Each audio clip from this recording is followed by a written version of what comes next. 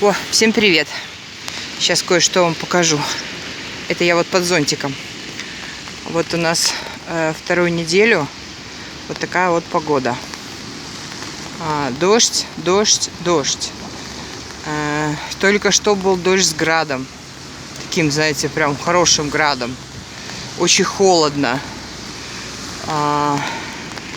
Ну, вообще, мне, конечно, вот эти виды очень нравятся, когда вот такое, знаете, хмурое небо, когда вот это все такой хардкор, трэш такой. Но зато сегодня хорошо фаита видна. И вот, кстати, видно, что вот там наверху деревья желтеют.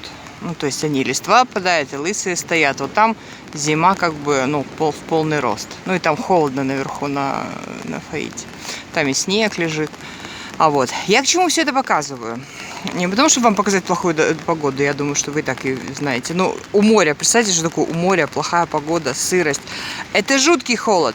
Жуткий просто. Ну вот пробирающий. Даже не хочу это объяснять. Так вот, ветра нет. Абсолютно. Потому что если был бы ветер, это все тучи бы быстро разогнали бы отсюда. Солнца я 2 недели вообще не видела. Вот такое небо постоянно. Оно там выглядывает на кусочек и быстренько прячется. То есть там 2 минуты. Я к чему это все говорю там? Для альтернативных источников энергии, ну, не ветряные, не солнечные, ничего. Ну, то есть нет. А время года как раз такое, когда потребление сумасшедшее. Потому что практически даже я, вот, насколько у меня нет детей, да, так особо...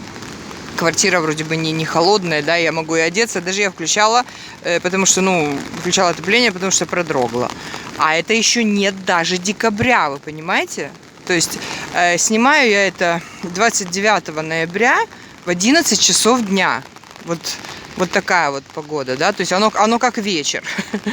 Вот, очень холодно.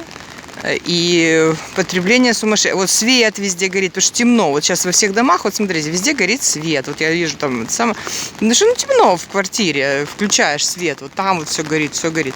Там даже фонари включили, потому что там туман. Вот.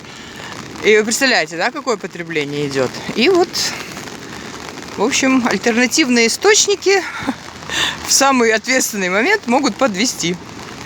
Вот так вот мы и живем, как говорится. Все, всем пока.